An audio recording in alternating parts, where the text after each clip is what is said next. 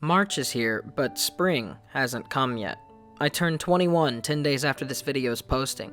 It has been almost a year since the day that I returned to my channel from hiatus with my last March Comes In Like a Lion video, and having finished the series up to the end of Season 2, I have a lot more that I want to say. If you care about spoilers, there will be random bits of them from different points in Season 1 and Season 2, so you've been properly warned.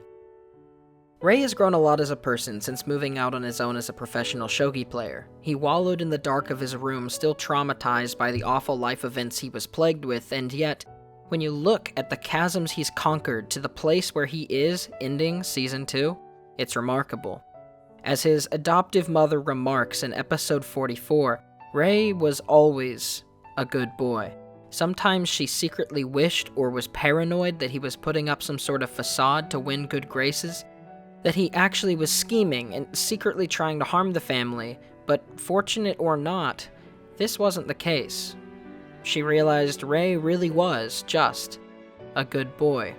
He understood how people felt, he understood how he did, and while a lot of this plagued and bore down on his thought process and actions through the series, learning to understand these things, handle them, and react positively was one of his greatest achievements. If there's a thing that Sangatsu teaches, it's the depth, reality, and motivation that each individual person has to seek their purpose and be happy. It's baffling how well Chika Umino was able to cram so many perfectly fully developed characters into just an 89-chapter span that is Season 1 and 2. It's a feat that I've never seen so gracefully executed on such a grand scope and scale in such a small span. But the development isn't just impressive, it has a purpose. This development is used to teach the audience how there are very few people who are just bad.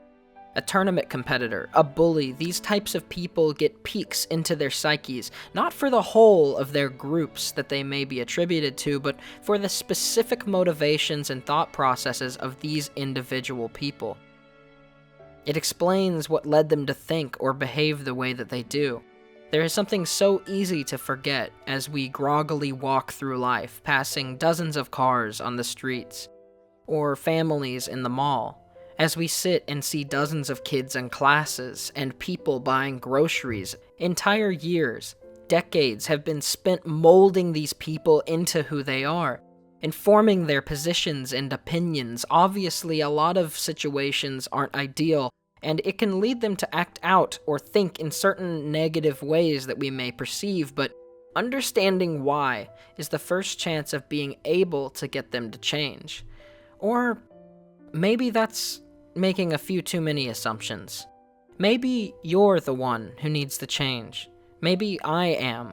Comparatively to others, like Rei in the story, I spend a lot of time in my own head thinking about my own goals and aims, but while I don't often afford other people the time and understanding I ideally should, I also don't think I take enough time to work through and understand my own motivations.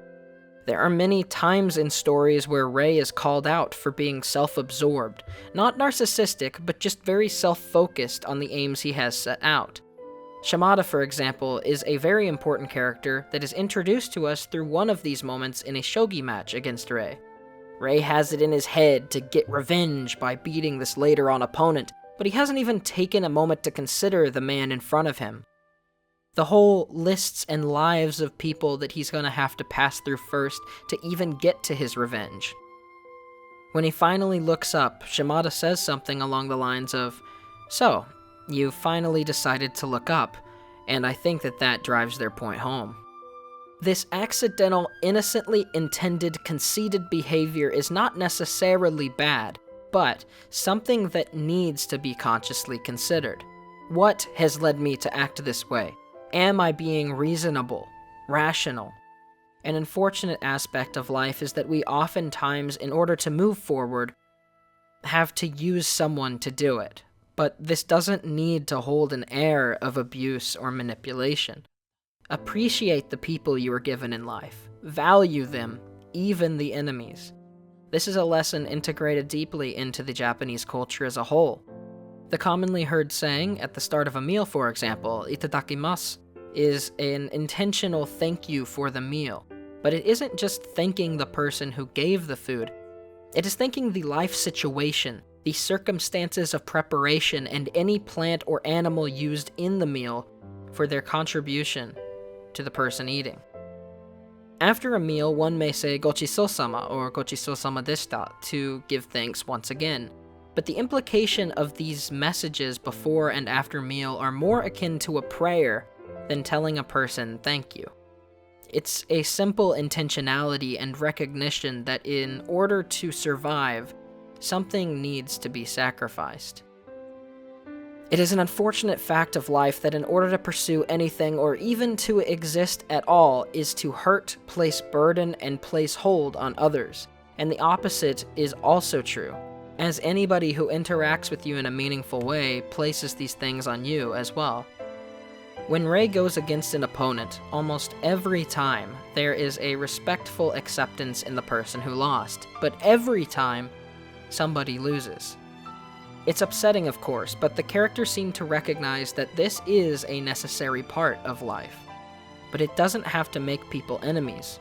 Choosing what is worth your time, your money, your life, is one of the most important things you will find in life. Hina, growing up with very little money in her family, feels horrible and guilty for even thinking of attending an expensive private school, knowing how tight making ends meet already is, but her grandpa urges her to go anyway. Why? Because even if this will take more of his work, his time, this is something he has decided is worth his time, effort, and life. It is despite this unfortunate reality that people can live intentionally, consider one another, be respectful and kind in their pursuits. While I try to be intentional and kind, I have another issue that I think Rei also shares, or perhaps shared, when in this tunnel-visioned perspective. It feels like no matter what I do lately, everything is trapping and pressing down on me. Pillars I once thought I had have cracked or crumbled. The amount of school and deadlines I have a hard time feeling motivated to even get involved with. As friends graduated and left, I find little free time or really even willingness to reach out and meet new people in classes. My parents both occasionally send messages trying to motivate me, but every other message is about money shortages, divorce proceedings, or lead to emotional phone calls, which just makes them feel hollow. I just feel exhausted. While the situation is nowhere as bad as the place Rei starts in, and of course it goes without saying that other people experience worse, this honestly is crushing me. I started again going to an on-campus therapist this semester, and something he tries to do when my mood is clearly not good is ask me what's bothering me and then flip it into possibilities. The fact is, I do have plenty of opportunities I could take to make my situation better. And this is meant to uplift me, but do they? No. Because when you're in this tunnel vision, this mindset, even when you are told things that you completely agree with, you can't possibly pursue them because you have no energy, no willpower left. And each time you reach out and mess up, it feels like a confirmation bias and one more tick toward learned helplessness. Most of the time that I don't spend in class, I'm spending in bed, and sometimes I skip class just because I don't have energy to move as well. I just want to be happy.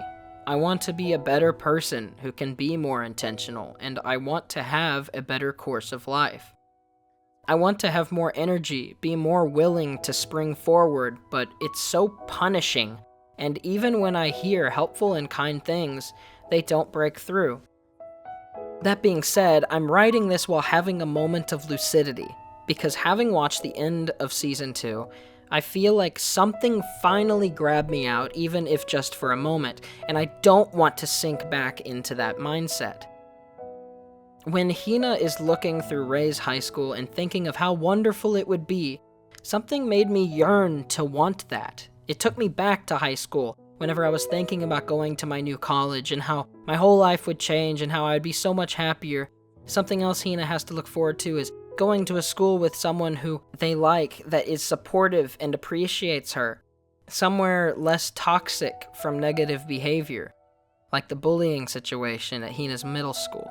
Going to Rei's school is really a dream to her.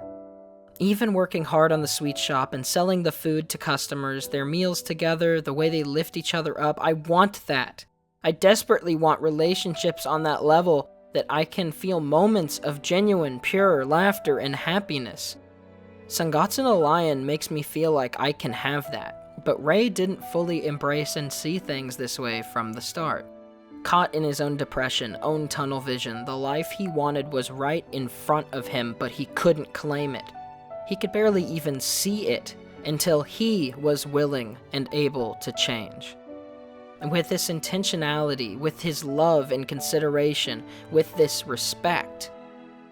Life is hard, but it's bearable if you can find some people who make it worth it. I want to be happy like the people in Sangatsu, despite the hardships they've gone through, and Sangatsu makes me feel like I can get there. Last year when I came back to my channel and posted my Sangatsu video, I questioned if working to better myself would leave me alone. That as I pursue to be the person I want along the way, if that level of change would forfeit many of the relationships and make me lonely. While it's debatable if I've changed for the better as a whole, I've at least managed to grow my YouTube channel a small bit since then, and sometimes I do feel like I have no one. But I think that actually may have been a self-fulfilling prophecy. I don't have to be alone. I don't have to spend all of my time in my room, in my bed, alone and unhappy. Life isn't just suffering. It's something worth grasping at. In other words, March is here, but spring hasn't come yet. I turned 21 10 days after this video's posting. It has been almost a year since the day I returned back to my channel from hiatus with my last March Comes In Like a Lion video, and I have an announcement to make to myself. I want to change. I want to be better. I want to broaden my vision and gratefully respect the people I pass on my own journey. I want to be happy, and being happy is possible if I can keep my head up. And for anybody that also needs to hear it, the same is unbelievably true for you, too. I really do appreciate you watching to the end, and I give an amazing amount of appreciation to WizBang2093, Akio, Rakamaru, Darren Antos, Seydot, and everybody else who is helping this channel get somewhere, helping me in my personal life. Thank you all so much again, and I'll see you next week.